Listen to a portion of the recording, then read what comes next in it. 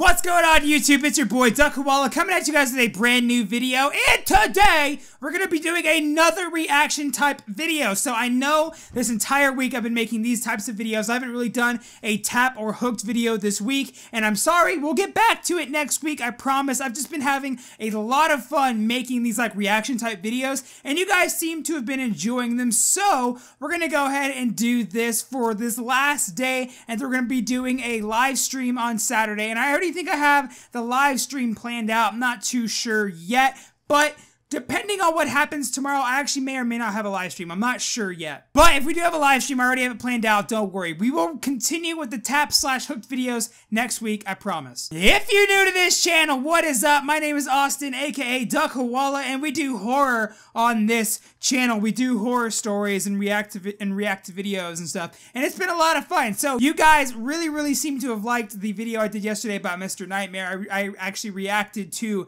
his true Instagram stories, and so today there's a couple of suggestions that you guys actually told me that I should react to a channel called Llama Art. Basically what this guy does is he animates Mr. Nightmare's stories and stuff. So we're gonna go ahead and react to it. If you guys are excited for this video, make sure to leave a like down below. If you're new to this channel and this is the very first time ever seeing my face, make sure to subscribe to your boy. I definitely appreciate it. But with all that to the side, we're gonna go ahead and react to this video. This is called Hitchhiking Horror Stories Animated. It's about 6 minutes long. Here we go. Turn that volume up. 3 months after I turned 16 in 2005, I got my first car, a '99 Toyota Camry. On a warm Saturday night, when my friend Alex invited me over to one of his friend's big parties, I knew I wouldn't be in a condition to drive the Camry home afterward. So we carpooled with Alex's girlfriend Brianna. We lived in the countryside of Virginia, meaning less big parties. Meaning when there was a big party, it was a huge deal and everyone would go. We lived about 5 to 10 minutes away from this kid's house. I knew where he lived as I was acquainted with him, but not exactly friends. The whole ride there, we took the same 2-lane highway type road through the woods, and this kid's house was actually on this road further down. At certain points on this road, there were a few houses on either side, and then it would just go back to being a long, empty highway again. The house was tiny, like a lot of houses around the area, but the party was held outside anyways, since his closest neighbors were relatively far away, and noise wasn't an issue. I'll skip most of the party up until the point that Brianna, who was supposed to be our designated driver, had to suddenly leave for a small family emergency.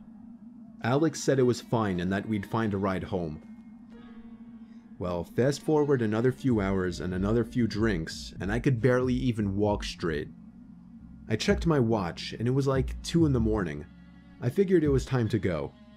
I started looking for Alex, but I couldn't find him anywhere. In fact, it seemed like everybody I knew had already left. I could barely even think straight, but I was still furious at the fact that Alex could have actually left without me. I asked to use the party host's phone and dialed Alex's home number. After 2 tries, I gave up and then realized I shouldn't wake his family up. So, literally not knowing what else to do, I dizzily stepped out onto the road and began walking back home.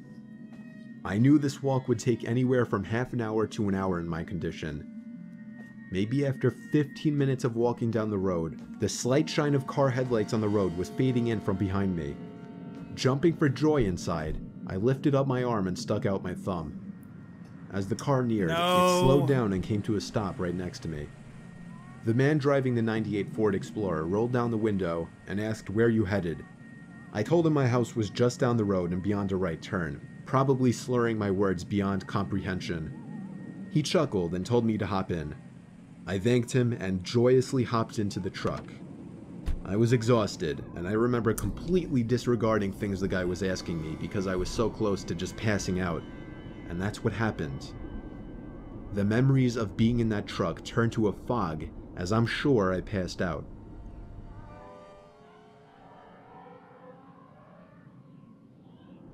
The next thing I remember, I woke up still in the moving truck. The guy looked at me and laughed, but didn't say anything. I looked around and realized the road we were on wasn't familiar. I nervously asked, where are we going? He then said, so what were you doing out this late anyway? as the man answered my very Heck straightforward no, question dude. with another irrelevant question. The sobering reality of the situation hit me. You can let me out anywhere, I told the man. The man responded with a firm no. I felt like throwing up as he said that. No, I really actually felt like I was going to throw up. I started to gag as I felt more and more nauseous by the second.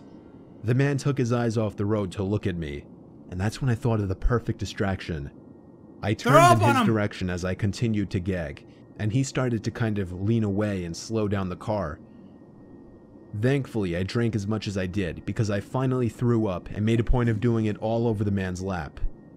The man yelled in frustration and stopped the car, and that's when I took it upon myself to run for my life into the woods and duck behind a few bushes. The man came following into the woods with a flashlight, and on 2 separate occasions, he shined the light straight over me without noticing. Eventually, I heard his footsteps walk even further into the woods past me. That was when I ran back to his truck, but unfortunately, he was smart enough to lock it. By some miracle, I saw another car approaching in the distance, and I ran out into the middle of the street, waving my arms like a lunatic. Did you not learn your lesson the first time? But I wouldn't let it. They were forced to stop, and I yelled at them to help me before they came back. Once I told them that I was kidnapped by the man who was driving that Ford Explorer, the driver agreed to give me a lift. Not to the police station or anything, but to my house. I made it back safely where I couldn't thank the driver enough. I immediately woke up my parents and told them. My dad wanted to know if I got his tag number, and then I felt like punching myself in the face. I failed to get the simplest information from the guy that would have allowed me to actually properly report him. All I knew was that he drove a faded blue '99 Ford Explorer. I made sure to give Alex a piece of my mind, and part of me always held a grudge against him ever since just for abandoning me at a party without telling me. I haven't seen him in 4 years now, however, and this was actually the first time I even thought about this incident for almost a year now. As time goes on, even the worst of memories may start to fade, but after writing this to share with the internet, it's once again fresh in my mind. Dude, heck no to that. So I will never, ever get in a car with someone that I do not know. I don't care what the situation is. I've never Ubered. Heck no.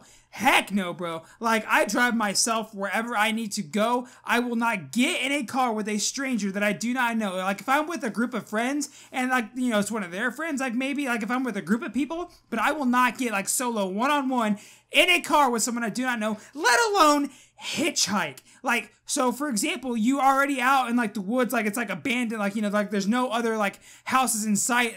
They said that at the beginning of the story, and you're gonna hitchhike, bro? Heck no, dude. Like, situations like that are freaking real, and I would never do that. Be safe, guys. Don't be dumb. So, this is the second day in a row where we reacted to, like, scary stories, but they haven't been, like, scary stories. They're scary because they're, like, real life, dude. Heck no. But anyways, I hope you guys enjoyed this video. If you did, make sure to leave a like down below. Remember to subscribe to the channel if you guys haven't done so already.